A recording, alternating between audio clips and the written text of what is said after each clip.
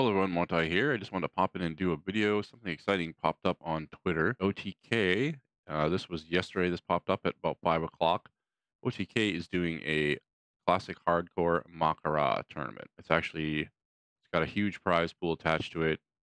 One of the biggest WoW's ever seen, if not the biggest, especially for a community tournament. It's not even close, I don't think. But as you can see, this is the tweet here. Character creation begins on October 6th at noontime. I believe it's on the Skull Rock server on NA, and then the qualifiers are on the 31st, and then the finals for the mak'gora is on the 31st. If you're not sure what a mak'gora is in classic hardcore, it's a duel, but if you instead of living at 1% health, you die, and then your character is gone, which is the point of hardcore. So I pulled up the rules and some other information about it here to kind of go over it. I'll give my thoughts on it.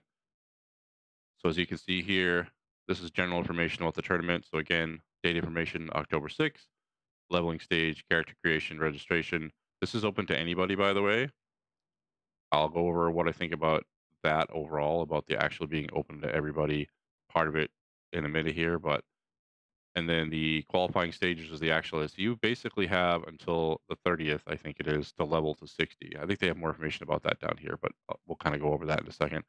Qualifying stage again is the 30th, and then the finals are on the 31st. Server information, like I said, is on Skull Rock. Skull Rock, you have to be Horde, as you can see here. It's a Horde tournament only, so you have to be Horde.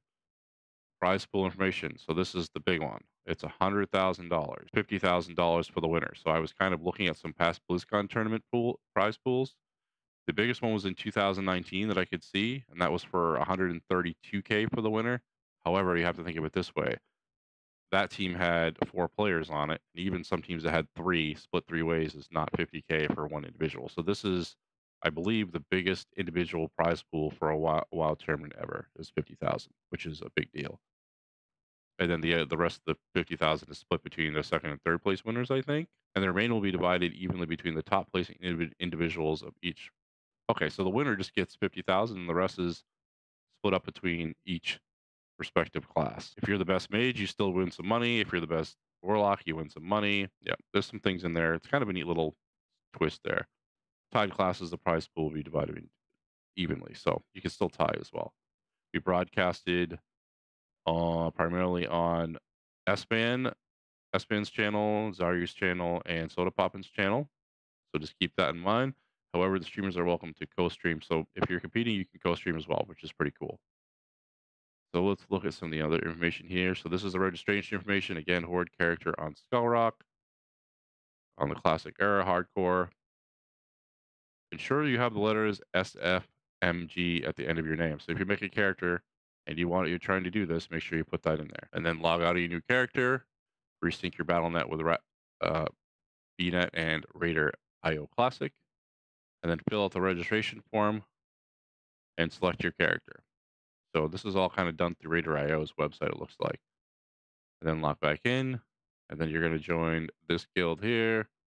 So I wonder if they're definitely going to have limits to this, I'm assuming. And then these are the names that will be inviting you. And then start leveling. This is all on the 6th. So remember that 6 o'clock on October 6th. As you can see here, you can, if you die, you just make a new character and try to get back to 60 again. So you just have that time frame to get to 60 as far as leveling. So here's the format and schedule for it. Leveling stage October 6th. Make sure you register, all that kind of stuff, and then you have until the 30th. From October 6th to October 30th, participants will be required to level their new characters to level 60 and prepare for the dueling tournament. So then on the 30th, register participants, make it to level 60. You have to make it to level 60, just keep that in mind. And then you basically do qualifying rounds to try to advance to the finals. Qualifying duels. Qualifier duels will be regular duels. So just keep that in mind. This isn't a normal mak'gora. The reason they're doing this is because I believe they don't want people losing their characters during this tournament, especially at level 60. So they're just normal duels. And then qualifiers format and rule set will be released at a later date, at least 1 week in advance of the qualifiers. Winners of the qualifiers will advance to the mak'gora finals. So the qualifiers, it looks like, will just be regular duels, and then the finals will be mak'gora duels. Yep, duel to the death right here. So the finals will be mak'gora. The qualifiers are just, because I'm assuming they're gonna have brackets and stuff. That's what I'm assuming, or maybe it's gonna be best 2 out of 3 or something. So It's not going to be a duel to the death. That's why they're not doing it that way. But the finals are a duel to death. So if you die, your character is done. You lose that character in the finals. And that's on the 31st. Let's go down here. So these are the hardcore mak'gora rules. So these are the official rules. All acquired gear from Molten Core and Xyz Layer. So basically, any raid gear is banned. So you can't use raid gear. So that kind of tightens up the gap that you might see in as far as gear gaps. That tightens that up. So people that would have access to raids, lots of friends, things like that, have that kind of nullified there. All world buffs are banned because those are considered quests. Head drops, dire maul buffs, all those kind of things, quest buffs are all banned. All baseline class abilities and class buffs are permitted. Competitors may not leave the dueling area, so you won't see any tricks where somebody leaves the dueling area and then sleeps somebody outside of it, kind of like Zico did to that stream sniper to win either. None of that stuff will happen. So if you need to log off for any reason, a maximum of 5 minutes offline will be permitted, so don't log off for too long. You can only have 5 minutes. 2 to 3 minute downtime between duels for classes to heal, buff, and mana up. So I wonder 2 to 3 minutes between. So if you have to ever have to go back to back, that would be an issue for some classes because some of their big cooldowns are longer than that, longer than 3 minutes. Some of them are up to 10 to 15 minutes, I think, if I remember correctly. It's been a while since I've actually looked at that as far as classic goes. Dueling locations may change. I'm assuming that's if too many people gather and some people are disrupting, stuff like that. So you can only have one talent build for the entire thing for the qualifying stage and the mak'gora. Oh, sorry. So you can use a different one. You have to use the same talent build for the qualifiers. You can change it for the mak'gora, but then as soon as you change it for the mak'gora, it has to stay what you start as. Yep. You cannot change once the stage begins. Duelists may also compete with one character. So you can only have one character. That makes sense. Competitors will be required to stream their perspective to play during the qualifiers and mak'gora finals, which includes their dueling matchups. You have to stream your duels, and preserve a VOD that can be accessed by the administrators. So they kind of want you to keep track of what's going on so no shenanigans can happen. Failure to stream the matches or preserve a VOD to review may result in a forfeit of all matches and prize money. So just keep that in mind if you are somebody that's going to be competing in this. Competitors are responsible for reading and understanding all the rules, blah, blah, blah. Yep, that makes sense. And then delay of game. No intentional delays are permitted. So these are all just kind of the rules. I'll link some of the stuff so you can kind of take a look at some of the stuff yourself if you're interested in competing. Interference, all kind of general stuff. Why is my screen skipping around? That's weird. Engineering items. Oh, this is going to be interesting. I want to see this. Engineering items. All engineering items aside from those mentioned below are permitted as they use the following as usage follows the remainder of the rules. The only thing that is banned as far as engineering items is the mind control cap. Not 100% sure how I feel about this because some of the engineering items are going to be rare pattern drops or just rare in general to get. And some of them, they're like there's the shadow um, reflector, frost reflector. Those are going to be like very hardcore into like frost mages or mages and into warlocks and shadow priests. And so those are going to give you a big advantage against those classes that especially for melee, which is not really a counter trinket to those trinkets that a caster can have for a melee, which is kind of unfortunate. Those hurt casters a lot. So we'll have to see how that plays out. And this is going to be an access thing too, because some of those are not going to be easy to get, even if people have the patterns, or if you can find someone that has a pattern, it's not going to be easy to access because they're going to be rare. Let's see, consumables, all consumable items, unless otherwise specified, and these rules are not permitted. So the only one that you can't use is flask of purification, which that makes sense. But again, this is kind of another thing that kind of hurts casters because of the frost resist, shadow resist, all those potions are big. If you haven't seen Zico's video of the stream sniper that basically had every buff in the game to try to kill him, the frost resist potion was like it was absorbing all of Zico's frostbolt damage, all of his frost damage. So that's another thing that kind of like hurts casters in this. That helps non-casters that, or at least casters that are subject to those kind of like resists and absorbs and stuff. So that's unfortunate. I don't know if those like I think some of the resist potions should probably be banned just for that reason because it kind of gives. And again, it's an access thing. If you have access to a lot of those, it's an advantage to you. which I guess if you're going to be competing in this tournament, you're going to make sure you have all this stuff. Like you have to have it planned out. But I don't know. Some of those I don't think should be allowed. An item that's classified as banned may not be equipped in a match nor available in a competitor's bag. So you can't even have it in your bags. So they're going to inspect your bags. So to make sure you don't have it in there. I mean, some of these things, if you try to use them, they're going to be pretty obvious. But okay, openers. Let's see how this. Openers may not mount up, which makes sense.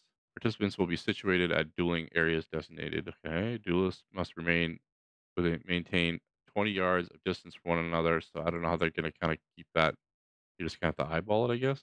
To guarantee this distance, duelers should stand on the duel flag at the initiation of the duel before moving 10 yards directly up. Okay. I don't know how you're going to maintain that afterwards, but I guess there's ways they can do with that, I guess. Once a duel is positioned, openers are guaranteed for any class. So, okay. And these are just some of the acknowledgments that you have by entering the duel. So, a few things, other things that I kind of want to throw out there. This is going to completely like screw over the economy on the Horde side and Skull Rock for maybe the whole month because everybody's just going to be jacking the prices up because they'll know people will be looking for those things, I guess. So I think that's going to cause the economy to be kind of whack on the Horde side for a while. And then also, this is going to be kind of so it's open to everybody, but this kind of tournament is totally geared towards people that kind of do this as a job for the most part because people that have jobs are going to have a hard time completely competing in this. I'm sure some people will pull it off. But overall, like people that have jobs to be able to level to 60 in less than 30 days and then have everything they need to be able to compete in the tournament too is also going to be completely hard. So, I mean, there's nothing wrong with it being geared towards like streamers and stuff or people that kind of do this for a living. I don't see a problem with that, but that's just how it is. So, when it says open to everybody, it's kind of open to everybody that kind of has the time to do it, which again makes sense. That's not really a bad thing. The other unfortunate side effect I'm going to see to this is, again, I kind of talked about access. Bigger streamers and people that like kind of have like a big following are going to have access to things that others aren't, and they'll just be able to do things easier. Like they're going to be able to ask for gold. They're going to be able to, especially the other thing you have to think of if you have a high level character on Skull Rock already, that is going to give you an advantage as well because you're going to have access to things that others just in general you're already going to have some stuff built up. So that's another thing to think of. But just like streamers, bigger streamers are going to be able to ask for gold. They're going to have access to people that be able to help them with different things. Maybe do runs, do some dungeons for stuff, and be able to like funnel the loot to them. There's going to be some different things that are going to happen that I think are going to make it kind of unfortunate. And I think the biggest issue I think I see is, and I don't know if there's a way to find this out, but people are definitely going to be buying gold. How much? Because I don't know how much gold goes for, but like people are going to arm T gold for this if they think they have a chance at winning $100,000. That's just the way it's going to be. Some unfortunate side effects are going to happen from this too, but overall, community tournaments are great. I don't have any issues with it overall. I just see some unfortunate kind of things popping up in there. Some of the things like the potions and the engineering items and stuff maybe shouldn't be allowed. Maybe they should be a little more refined as far as what is allowed and what isn't, as far as potions go. I think fort buff potions, strength potions, whatever, those are fine. Health pots, but some of like the resist potions should kind of be kind of gotten rid of just because like mages and shadow priests and warlocks and those kind of classes are going to be largely like pretty affected by those actually. So maybe some of that's just stuff that should be changed. But overall, great tournament. Happy to see it. Again, this is the going to be probably it's the as far as I can find. There's nothing that says otherwise. It's the biggest individual prize pool for a wild tournament ever. There's been tournaments like the BlizzCon tournaments have had a bigger prize pool for a winner, but it was not with the teams, the way teams are set up in the arenas teams, it wasn't $50,000 for each individual. 50,000 is the biggest individual prize pool ever. So that's pretty cool. So it's kind of cool to see an org doing a community tournament to kind of set the standard there. So yeah, I'm kind of excited to see how this plays out, kind of to see how smoothly it goes. If there's any kind of drama that happens, which I'm sure there's going to be. But the best part of this is going to be the dueling on the 30th and 31st. All the unfortunate stuff will probably happen on the 6th to the 30th if anything happens. I'm hoping nothing happens, but for $100,000, they're most certainly gonna have people trying to pull stuff off to either compete people keep people from competing or making sure they're be able to compete and be at the biggest advantage. So anxious to see how this plays out. I'll definitely be keeping track, watching people leveling that are competing. I know like Sea is Benruki. I don't know if Benruki is. If he does, I'll definitely be watching him most of the time. But he doesn't really play classic, so he kind of feels like he's at a disadvantage already. But yeah, keep an eye out for this. I'll kind of put some links for it in the description so you can kind of click on the rules and see them for yourself. I'll put the tweet in there as well. They have a Discord that's on the tweet that if you want to join the Discord, you can. But I'm not sure if there's going to be a limit to the amount of people they let sign up either. I don't know if there would be because not everybody's going to make it to 60. So if you put a limit and not everyone makes it to 60, you're reducing the amount of people competing already. So make sure you like, subscribe. Let me know what you think of this tournament, the positives, the negatives. I'll see you in my next video.